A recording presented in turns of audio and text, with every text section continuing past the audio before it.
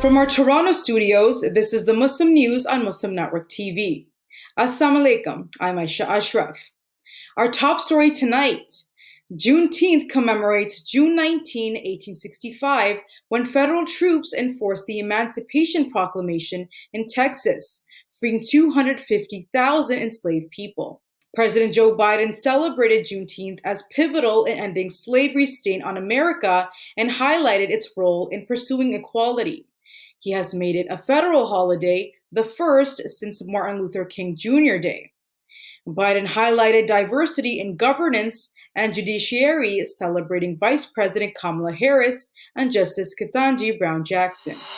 In related news, 97-year-old Opal Lee, famed for her advocacy to make Juneteenth a national holiday, accepted the keys to her new Fort Worth home Friday. The house stands on the same lot from which her family was driven by a racist mob when she was 12. Scheduled days before Juneteenth, which marks the end of slavery, the ceremony commemorated a poignant moment. Constructed in under 3 months by local groups, Lee plans to host an open house, emphasizing the home as a place of happiness. Reflecting on the 85th anniversary of the mob's attack on her childhood home, Lee expressed gratitude to Trinity Habitat for Humanity for reclaiming the lot. Celebrated as the grandmother of Juneteenth, Lee's life's work embodies community, restoration, and hope. Donald Trump made a strategic appeal to Black voters during a community roundtable. The event at Detroit's 180 Church was attended by prominent Black Republicans Byron Donalds and Ben Carson. It also marked the launch of the Black Americans for Trump group, with Donalds highlighted as a potential running mate. Polls suggest increased Black support for Republicans this election cycle, potentially impacting battleground states. Despite President Joe Biden's likely strong support among Black voters, Trump aims to sway crucial voters by criticizing Biden's record. Trump's campaign emphasizes contrasting narratives on criminal justice and community development, aiming to disrupt traditional voting patterns.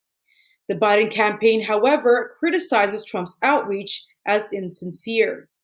It highlights ongoing skepticism among Black voters. A New York Times Siena College survey of battleground states released last month found Trump winning more than 20% of Black voters in a two-way matchup with Biden. Trump won roughly 1 in 10 Black voters nationally in 2020, according to multiple estimates, including 12% in CNN's exit poll. The Israeli military has killed 24 Palestinians and injured 71 others over the past 24 hours in Gaza, according to the Palestinian Health Ministry. On the fourth day of Eid-Al-Adha holiday, Israeli airstrikes targeted the Al-Mawasi safe zone in southern Gaza, killing 7 people sheltering in tents. Eyewitnesses reported children were asleep when the attack occurred, setting parts of the camp ablaze. Israeli forces also bombed dozens of houses in the Saudi neighborhood west of Rafah and continued shelling the Tel al-Sultan neighborhood. In central Gaza, artillery and warplanes targeted areas near the Nuseirat refugee camp, causing multiple casualties. Israeli drones also launched attacks on civilians' homes northwest of Nuseirat. An Anadolu correspondent in Gaza City reports that artillery strikes in the Al Zaytun neighborhood caused significant damage, with some homes catching fire. Meanwhile, Palestinian officials are demanding the release of 310 health workers they claim have been subjected to torture by Israeli forces. In the occupied West Bank, Israeli forces have arrested 35 Palestinians, bringing the total number of arrests during the Eid-Al-Adha holiday to 90. Since the beginning of Israel's war in Gaza on October 7, at least 37,396 Palestinians have been killed and 85,523 injured. The International Court of Justice has accused Israel of genocide and ordered an immediate halt to its operations in Rafah. Chairwoman of the UN-backed Commission of Inquiry, Navi Pillay, has accused Israel of committing war crimes and crimes against humanity in Gaza. Pillay told the UN Human Rights Council, or UNHCR, in Geneva that Israel has forcibly transferred almost the entire population into small enclosures that are unsafe and uninhabitable. Forcible transfer is a crime against humanity in international law. Pillay says the deliberate use of heavy weaponry in densely populated areas is an intentional attack on civilians. She also detailed acts of sexual and gender-based violence committed by Israeli forces aimed at humiliating and subjugating the Palestinian community. The Commission's report, covering events since Israel's war in Gaza, began on October 7, identified numerous crimes committed by Israeli forces. These include starvation as a method of warfare. Pillay has also accused Hamas fighters for committing crimes such as murder, torture, and taking prisoners. She's emphasized that these findings were not isolated incidents, but part of a broader pattern of abuse. The Commission's next reports will address attacks on healthcare facilities and the impact on children's education in Gaza, set to be presented at the UN General Assembly in New York. Pillay reiterated calls for a ceasefire, the end of the siege, and the protection of civilians and humanitarian workers.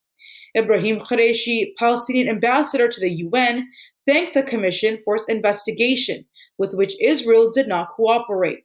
He detailed alleged abuses by Israeli forces and called for measures to address these ongoing violations. Muslims in the U.S. celebrate Eid with prayers for Palestine. Details come after the break. Stay tuned and we will be right back.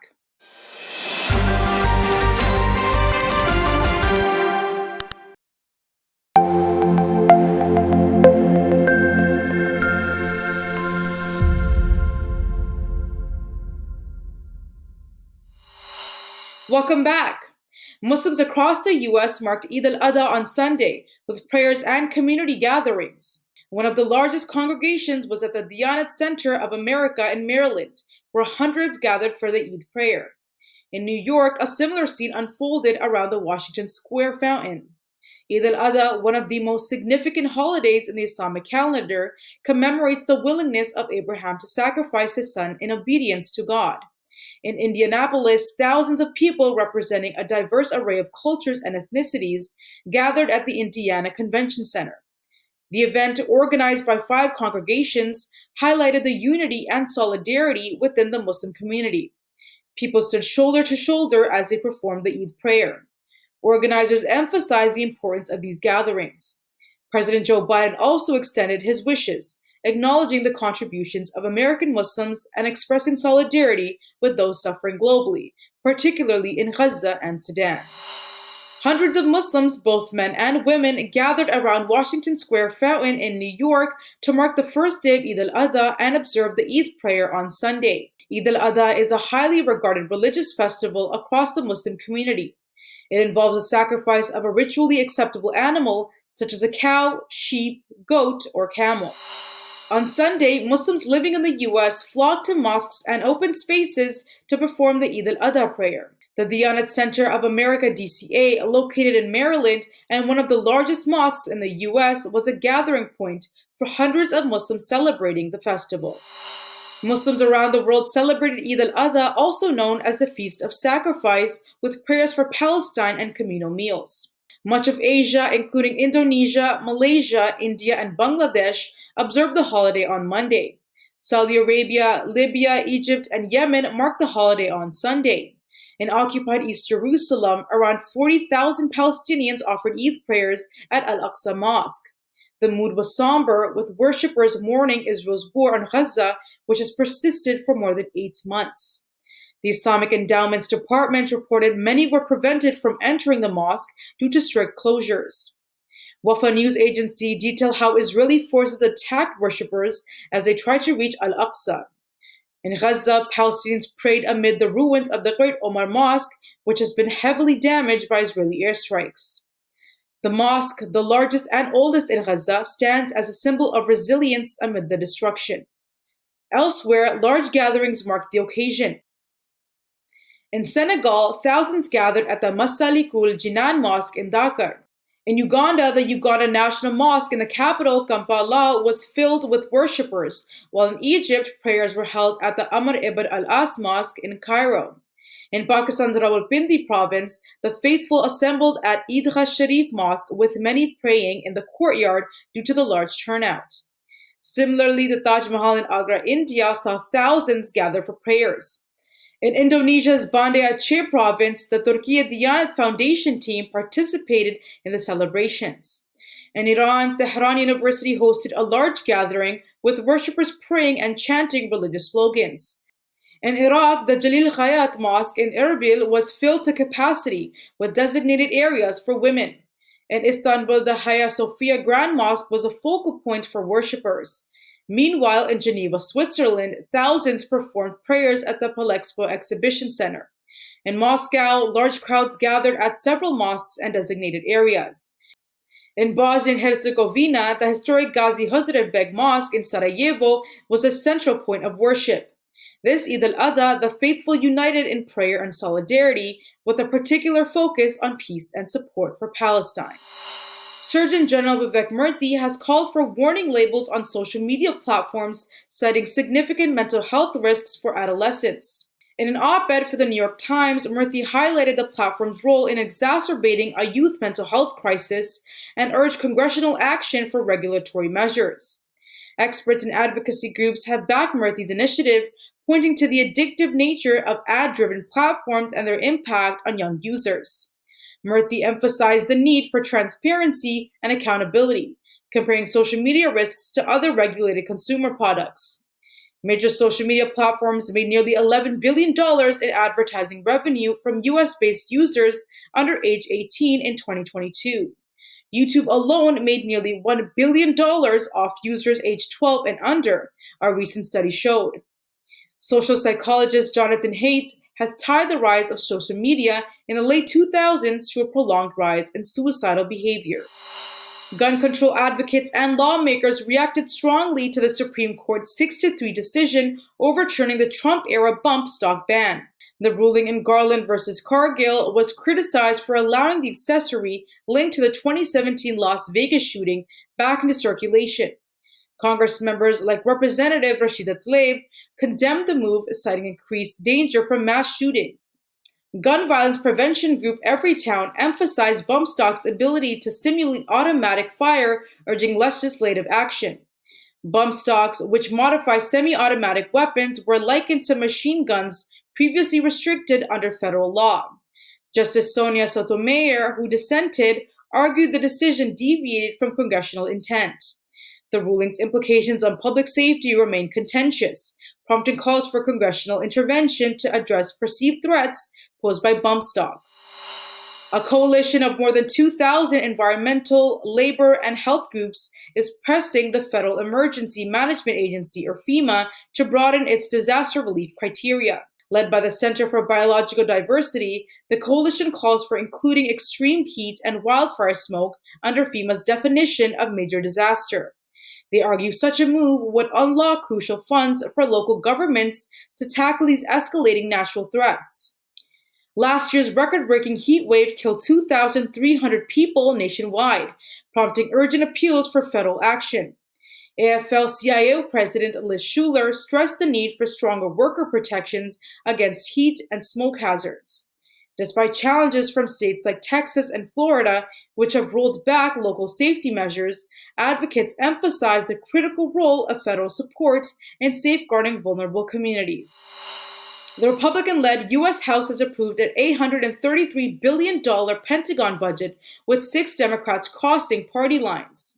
The National Defense Authorization Act, or NDAA, drew criticism for including amendments targeting abortion rights and transgender health care. Despite opposition from progressive lawmakers like Representative Pramila Jayapal, who decried prioritizing military spending over domestic needs, the bill passed narrowly, 217 to 199. Amendments by GOP members, such as blocking funds for abortion travel and gender-affirming care, sparked heated debate. Critics, including advocacy groups like Win Without War, condemned the amendments as extremist and divisive, emphasizing their impact on marginalized communities. The bill's passage reflects deepening partisan divides over military funding and social issues, signaling challenges ahead for reconciling priorities in future legislation. That's all from our Toronto studios tonight. Thank you for tuning in. You can subscribe to our YouTube channel and hit the bell icon for the latest updates. Your support is needed now more than ever to continue our mission of providing informative, educational, and inspiring content to Muslims in North America and around the world. Donate now by visiting muslimnetwork.tv/donate. For more content, keep watching Muslim Network TV or visit muslimnetwork.tv. Salam and good night.